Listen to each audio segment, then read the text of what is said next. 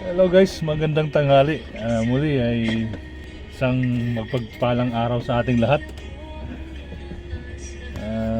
Ngayon ay kasalukuyang gumagawa tayo ngayon ng Video. video dahil sa ang sasakyan na ito ay namamalya na. May sabihin may problema na yung fuel supply niya, kaya kailangan ay makalibrate yung kanyang ejection pump. Yan,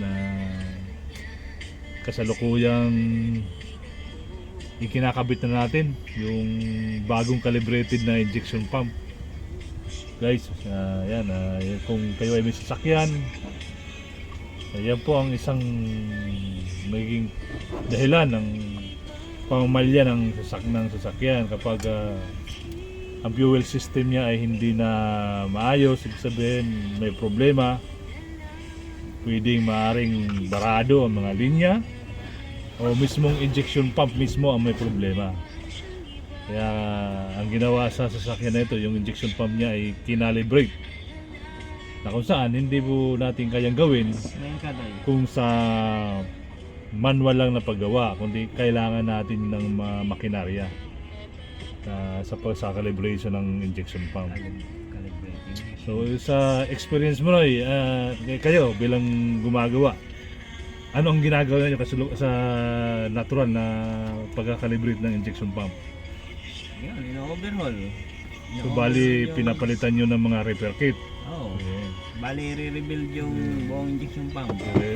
I-rebuild, ibig sabihin Makitang pyesa.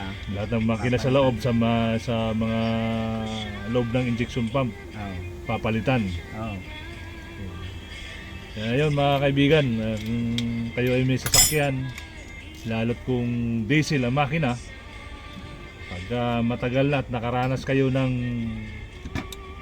problema, namamatay pero hindi naman lubat, ibig sabihin may kuryente naman, malakas naman battery nyo, pero namamatay ang makina, yun ay maring injection pump o linya ng fuel ang may problema. Kaya isa yan sa dapat nating malaman kung tayo ay merong pag-aari na sasakyan na ang makina ay diesel.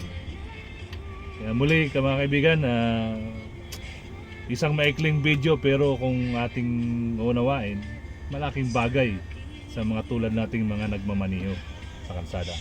Magandang hapon po sa inyong lahat.